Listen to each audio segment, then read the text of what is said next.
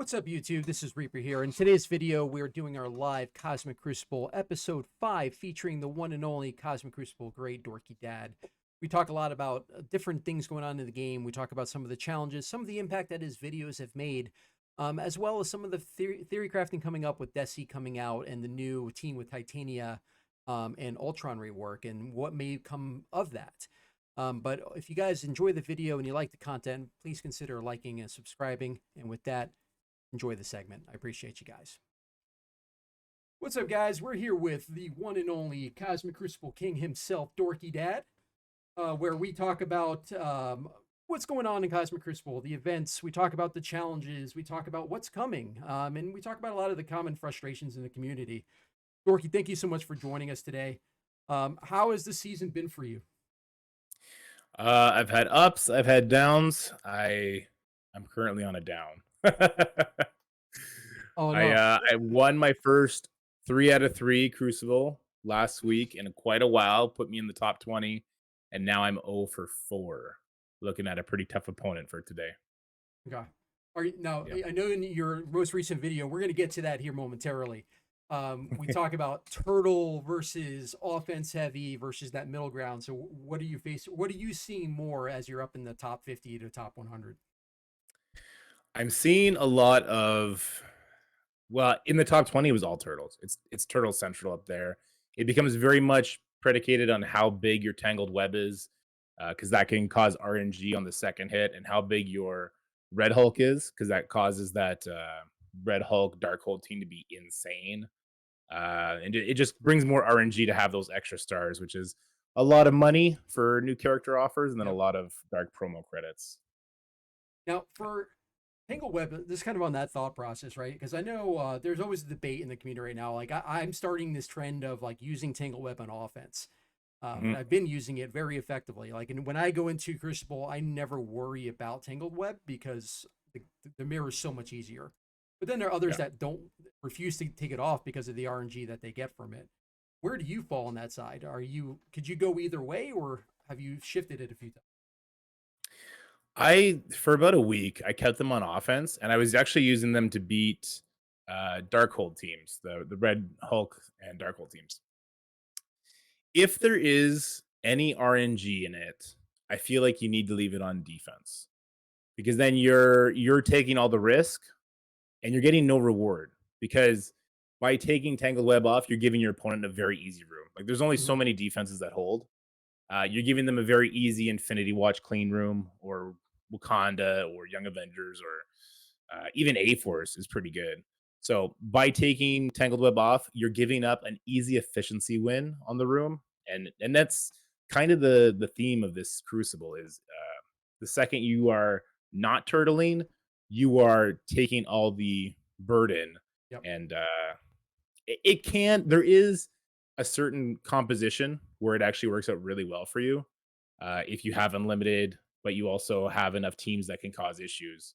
Right. There's definitely a balancing act that's I don't think it's solvable. It's going to depend on what you've kept on offense, what your opponent's kept on offense, and obviously on the defensive end as well. Yeah. For myself, I'm in a position where like I've been using Tangle Web on offense, but what I try to put in defense, even if I know they're going to clear the room, is really making sure their efficiency suck based. So Yeah, like Infinity Watch, where very rarely is somebody getting more than 10 efficiency points off of that.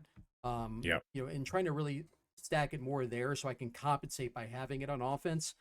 And I've gotten as far as like, hey man, I was on the cusp of Masters 2. I was at 1945, and now I'm Nice. suffering a two-match losing streak. So I'm now climbing back up and trying to do that. But strategies work fine. I think where I fall into problems with that strat is when I come into the turtle teams. If Mhm. I face anything that's not a turtle defense, I usually win. When I hit a turtle wall, then I usually lose. So it's just kind of like trying to pick and choose the battle. So I might actually try the opposite way for once, but I was concerned about how deep the roster is to be able to handle that. Yeah, a deep roster definitely helps you if you're turtling, right? So if you're making it just miserable for your opponent, but you can also clear because you have a giant Secret Avengers, you have a giant Dad Bros, you have giant Uncanny, like those kind of tools really lend to the turtle player. Yeah, so talking about that, right? So like with unlimited X-Men being on defense, and you find yourself in that position where you have Dark Rolk on one side, UX on the other side. Mhm. So trying to three tap UX is probably one of the worst RNG based fights, in Crucible, arguably. Um, Oh yeah. so where are you finding success with it? Like, have you found something like a combination that works, or is it still this kind of gambling every time you do it? The only time I've beaten it in especially in that stage 4, right, with the Gambit getting the offense up, is once with Undying, but that Red Hulk, Darkhold team also demands the Undying counter. The other thing that I've seen screenshots of it, and I'm actually trying it in my current Crucible, is using Gamma, which obviously breaks up your Red Hulk Darkhold team, Mhm. but you still have Darkhold in 6 with some other character that pulls a 2-tap. And then if you can clear and your enemy can't because they don't have their Gamma on offense, then it works like that. So that's kind of like the anti-turtle, but still kind of turtle. Yeah. Uh, it's like the attack turtle. It's Michelangelo or Raphael rather. It's the violent turtle. Have Gamma with you. Well, it'll be interesting to see when you put out that video for the content. I think everyone will be curious to see what you're saying and see it in action. Um, looking at talking about your video specifically, because you've always done amazing content in Cosmic Crucible. I think everyone in chat knows of your videos more than they know of me, right? So it's more of just understanding like how you approach certain things, and you really talk it through really well to a point where it's easy to understand. When you came out with the top six defense video, were you surprised by the impact that made? In terms of a lot of people trying to mirror what you've got there, and or some people come at you and say, "Dude, why did you put this out? Now my life is hell." Yeah, there's a reason I waited till it said there was only 2 weeks left in Crucible to do that, and then they extended it by 2 months. And now Red Hulk, Darkhold, and the Astonishing shoved in there with Tangled Web, like, it's in every matchup. It's a big reason why I dropped my last 4 matchups, actually. Yeah, So, there's a reason why I held out for so long. But yeah. Yeah, I get that, and the idea is it's what I'm seeing, it's what we're theory crafting. We have a pretty in-depth Crucible Discord chat with a bunch of people from the top 100. Literally, I think like 50 out of the top 100 people are in that chat. oh, that's awesome. And yeah, and we're all like, ripping on each other and making each other's lives miserable by coming up with comps like that. And so yeah, I get that. And the impact on the middle of the game when I put out a video like that is way more than the impact at the high end, because at the high end that kind of stuff was already happening. Sure. So it's the balancing act of not wanting to encourage turtles, because I do hate that, but also giving the best information on how to win. Yeah, and I think where a lot of people, for the ones that are probably like, "Man, why did that video come out? Now my life is hell," don't also realize you gave the answer to said problems, in the same regard. So it's just obviously it's just if they're going to mirror that completely, it goes back to that roster depth problem that we're talking about. If you don't have the roster deep Yeah. enough to compensate or mirror that, then you just take components of that, and try to apply it. And I think I learned a lot from that video myself, and I think it's I know a lot of people watched that and was ready like, hey, I saw this Dorky's team. What do I do? I was like, there's another video. Just watch the other. So Yeah, I get, but I should mention that Red Hulk Darkhold team, like that was Zubin brought that up. And it's like, okay, let's test it, see what happens. And then he did it, and it proved to be an absolute nightmare. So if anyone's gonna get blamed for it, it should be Zubin. we'll go after Zubin. Yeah, exactly. He So doesn't have enough enemies yet. well, it's interesting too because I obviously we know that the season was extended for a god awful amount of time. So we're just gonna be Yeah. stuck in this for a while.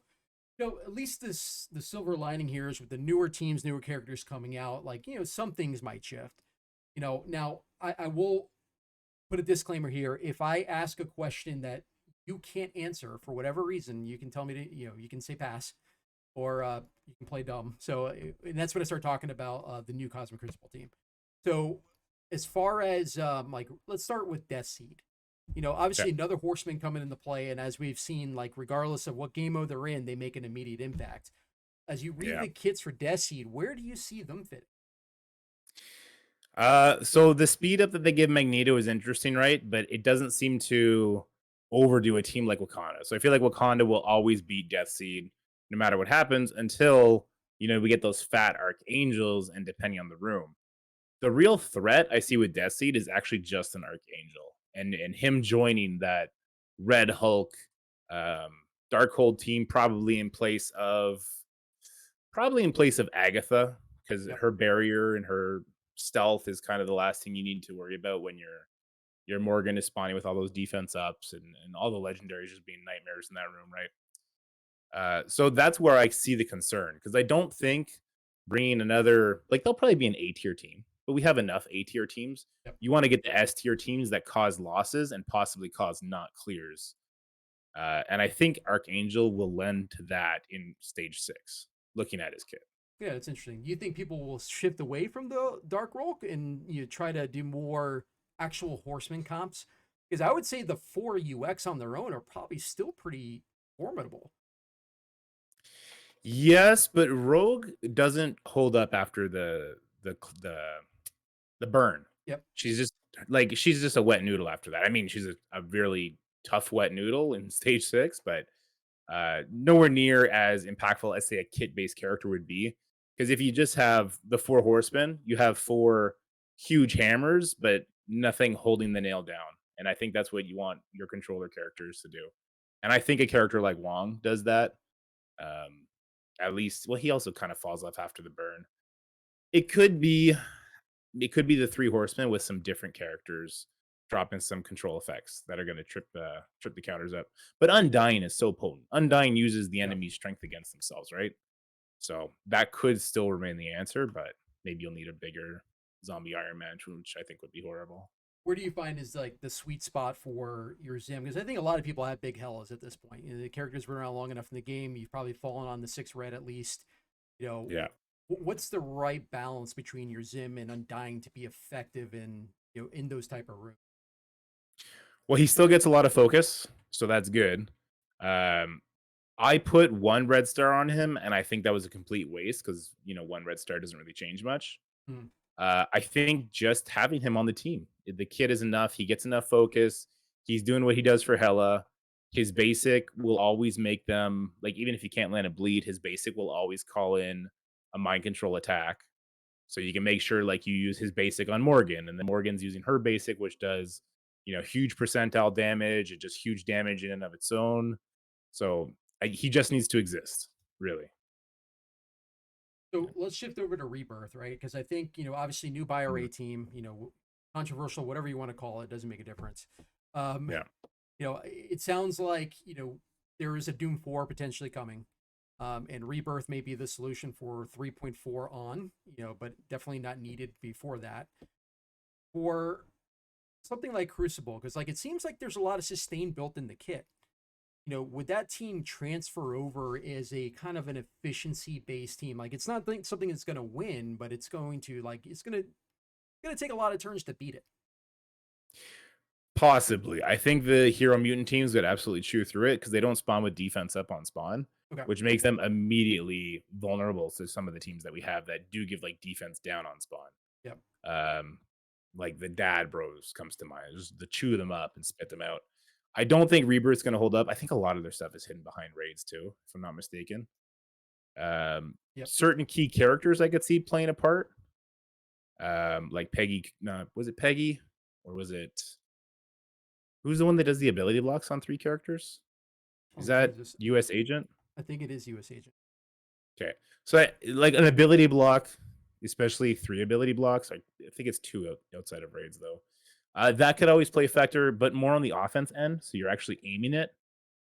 Or you could also throw that in with your Tangled Web, Yep. depending on his speed, and all of a sudden you have more chances to get that ability block on Cersei if someone's doing the Eternals cleanup method, and that causes obviously huge issues. So it's gonna depend on their speed and stuff. I don't know. I don't, literally everything I know, you guys know at this point. So I'm not worried about breaking any NDAs. Okay. Yeah, I probably should have cleared some of the questions with you before because like I wasn't sure like if what you could or couldn't say, but I was gonna really be very careful on what I asked. Oh, So you're good. as far as the new CC team, right now that we know is another one's Mhm. coming, it sounds like we won't get the full team until February, uh, Yep. right around the time the new rooms start. So, but look, trying this theory craft based off the kits that we know, based on what the envoys released today. What do you think it's built for? Think it's going to be built for a specific room or a specific counter? I think it's built to beat Tangled Web. And I think that's going to get spelt out when we see the new characters that are Mhm. going to be joining that team. Come the, I guess not the spring, but come February. As of right now, I'm not sure they're going to have much value. I could be mistaken. Just the two of them together, I think they're still too slow. Even with Titania getting all of her speed, it'll really depend on what her base speed is and Yeah. like what her kit damage and everything like that is. But Ultron is still pretty slow. He's still very controllable. I imagine the new characters are going to stop that maybe with a safeguard on spawn, maybe with safeguard immunity, so a character like Black Bolt doesn't just neuter him. But I don't think we're going to need to worry about that team until later. Yeah. Okay. And even then, I think it's going to be an offensive team. I think the way they're going to build it is so that it's the kind of team where the AI can play it horribly or they can play it just okay, but as a person, you can play it really well. And a big tip when you're looking for does the team fit this method is are their abilities both available on the opening turn? Yep. That's a good call out. Do you think like what are you looking to see for the rest of Masters of like what are the characters you're most looking forward to if you were theory crafting the rest of the team? Well, I'm really hoping Zemo gets the tag because it's kind of silly that he's not Yep. already on it. Um, Other than that, I'm not familiar with that team. And in my opinion, like Titania doesn't really fit with Ultron, in my opinion. Like the level of coolness just doesn't match. Ultron is such a cool character. They're going with this like social media version of Titania. I don't know who else would fit in with those two because they're like polar opposites of what they Well, I think represent. if we look at like the comics, right, of the Masters of Evil, it used to be like Enchantress was part of the Masters of Evil with oh gosh, what's the guy's name? Executioner. Executioner, yeah. Yeah, then there was iterations where Loki was like kind of the one pulling the strings behind there, and then Doom is part of it at times. So Yeah. I'm wondering if they take like Doom has never really truly been on a team. Um, if you want to, Neither is Ultron, but yeah. yeah. So maybe they just take what's left, rework them, and put them into one squad. I don't know.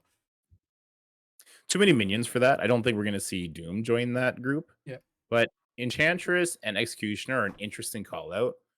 I hope it's not 3 new characters. I hope it's, two new characters and 1 old one, and I hope it's Zemo. Um, the way it's Titania, though, I think it's gonna be not Mystic characters. I think it's gonna be global-based characters. yep. That's why they didn't give, her the city tag that she probably shoulda had. Yeah, I think we're gonna see some familiar faces on the global end. I'm just not sure who it would be. Um, Well, yeah. we can talk a little bit more about like you know lately we've been getting a lot of like smaller, not full 5-man team release. So Mhm. we've gotten some 3-man teams, we've gotten some 5-man teams. Obviously like Secret Avengers still a threesome, New Warriors. Obviously Tangle Web's the most recent. Do you prefer, they be more 3 people based teams, or do you like the traditional like, hey, we're gonna do 5 with reworks? I hate cookie cutters. I'm definitely super into the 3-person teams. I don't really care for two-person teams because then you just start melding teams together. So when it's a 3-person team, I think that works better, Yep. which is why I'm kind of bummed out that Noir is as bad as he is. I would have really liked for them to make them rely on each other enough that you want to have all 3. Like if 2099 only gave the speed up or the speed bar to Weaver if Noir was an ally, something like that. Yeah, yeah, 3-person teams I think are the best for theory crafting as well as uh, keeping the game fresh. Yeah, the other controversial, you can call it controversial topic I wanted to bring up is like, earlier, a couple, maybe a patch and a half, 2 patches ago, they were talking about they might bring a Cosmic Crucible practice mode in. Are Mhm. you pro or con on the practice mode? Uh, I'm pro because I don't think the integrity of Cosmic Crucible has ever been solid anyway, with the match history that you can see as the match is going. Yep. If they had it so that you can only see the match history after the Crucible had finished, then I'd be like, yeah, okay, so we should be able to hide what we're doing, kind of thing, but also make sure we're not APK hacking and garbage like that. Yeah. Makes So practice mode, I'm actually fine with because it'll be just like word practice. So what you'll want to do is you want to make sure you get a team that can't be one shot, and then they can't practice on how to beat it on the two shot. They have to do it live. Yep.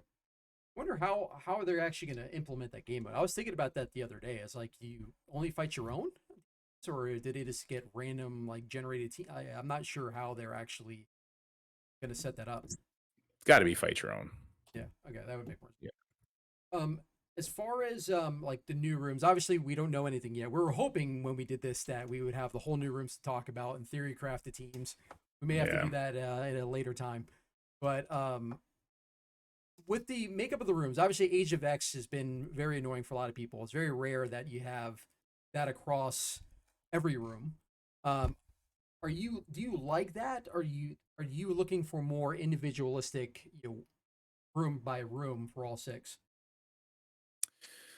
Age of X, I'm not a fan of. I think it was way overdone. They basically took Room 4 from the previous season where it gave this to Mystics, and they just gave it as a blanket rule to Hero Mutants. In theory, I like there being blanket rule. I think that's cool. Like, say if they gave a blanket rule to skill characters next time, skill global characters, or something like that. I like that in theory, but they need to be more careful with the numeric values that they use because 500% resist just means they can't really be CC'd, which I don't think is cool. 50% damage, when you have a team like Unlimited X-Men that's going to benefit from that doesn't make much sense to me, especially when you have rooms that also buff legendaries and also give offense up to global characters every turn, kind of thing. Like it was too much. It like with any kind of testing, it would have been sniffed out right away. And then the legendary bonus room, they told us that it was going to have the 50% legendary damage. And then when they actually put it in the game, it didn't have that in text, but it was there hidden. And then they added it like into the text afterwards. And when you have horseman characters, that's too much. So I don't think it's the blanket rules that are the issue. It's the values that they put on them. Yeah, I was thinking of like, what would a Mystic fit 500% resistance be with already heavy resistance Darkhold? That would be, Yeah, exactly. Because last time it was like city mystic, so it was super specific. yeah. This time it's like all hero mutants. It's a much more in-depth trait combination. When when we look at like the future of Cosmic Crucible and like the quality of life of the game mode, have you has there ever been discussions that there would rotate the rooms more often than they do, or is that more of just like it's one of those things that's just not on their agenda, as a priority. It's just something that happens in a certain sprint cycle, and they, I don't know how they approach it. I'm not sure about how they approach it, but It seems like it's the latter. Like I don't know the ins and outs of it. mhm. We've made some suggestions that they warmed up to. Like you don't need to keep it for. I think it's 2 months seems reasonable. 4 months gets a little long. 5 6 months is unbearable, which is what we're heading into. We made some suggestions that like they could reuse old rooms if they don't want to theory craft new rooms all the time, right? Like halfway through the season, change one of the rooms to be the skill room that we had in stage 6 last season, right? I think that'd be good. They seemed open to it, but they didn't like hard commit. Right, makes So sense. it's Yeah, it would yeah. keep the game fresh too, because I mean, as new tunes come out and new things happen, like those rooms change. It's not like you're not going back to an old meta necessarily. So Yeah. that's kind of cool. Um, as far as like just kind of as we start wrapping it up, and as we think about the whole season so far up to this point, what's been your biggest MVP? It's always bailed you out enough out of trouble. Also a surprise. Yeah, this MVP and biggest surprise. Let's call that. Let's do that. I don't use them on offense anymore, but I wish I could because X Factor is so good with the hero mutant buffs. Hmm. Um, if you don't need them on defense, or if you're looking to have a little edge on the offensive side, they can just absolutely obliterate teams, especially when you control them, because they're basically getting their war buffs, but in Crucible. So Shatterstar actually lands his Yes. defense downs, and then Longshot just one shot somebody out of the blue. So it like they're super fun. They've definitely been the highlight for me when I got to use them. They when it wasn't a full unlimited team, it was like a kingpin team. I got Eternals in there and I brought Dabros. And I was surprised because they killed the Sunfire and the Dazzler Oh, wow. because they fed off the crits from Icarus. And it was all Dadbros. Like Icarus killed Kingpin, and the Dadbros killed the rest. And I was like, oh wow, I can actually clear this unlimited now. Yeah, that's crazy. I've never even thought to try that. It's just like I feel like at this point for me, like the Dabros are so squished out at this point that Yeah. that they could work there. So that's interesting to know. What's been your biggest challenge? Like, what's your kryptonite? Let's call it that. Not to let everyone start creating that, but what up to looking over the course of the season, what was like the one team that you can point to? You probably have figured it out now, but it's like the kryptonite. It's definitely a tangled web and it's a scaling issue. So I spent a lot of money in the past, but I've really stopped when Hmm. Tangled Web came out. I'd never bought dark promo credits. So it's those big new horsemen and the big Tangled Web. It introduces a lot of moments of RNG that have definitely um, edged me out of being able to maintain in the top 10. Uh, it's just when a Red Hulk or a Morgan or even a 7 Red Star Gambit is Yeah. one shotting a character like a 7 Red Star Icarus, it's like, well, what am I gonna do? It is what it is kind of thing. Well, we have Ceci in the chat, and it's Ceci doing Ceci things. So his kryptonite for you was taco? Question mark. No, my kryptonite is seafood, sea king. Seeking. Yeah, that's an inside joke, but it'll be in a video. It's an alliance mate. He keeps beating me. That's all good. Well, Dorky, look, I really appreciate you coming on. Obviously, I appreciate you supporting, everything you do in the community. Your videos are awesome. I know everyone gets a lot out of them. We follow your content in our own Discord and everything like that. So, um, obviously, for anyone who's not familiar with Dorky Dad, like, where would they find you? Well, you can find me on Twitch Monday, Wednesday, Fridays. You can find me in YouTube all the time. I try and upload daily, though I get pretty swamped sometimes. And you can find me in Discord. In any of my YouTube videos, the link is in the description. Head on and join, and we do a bunch of talking there, a bunch of hanging out. It's a good time. Once again, let's thank Dorky Dad for joining Cosmic Crucible Live, Episode 5. I will drop all his information inside this video. You'll have his YouTube link, his Discord, his Twitch, as well as some of the videos that we discussed during this. You guys can have an option to go check it out and go direct. But once again, sir, thank you. Hey, thank you so much for having me. This was a lot of fun. Yeah, absolutely.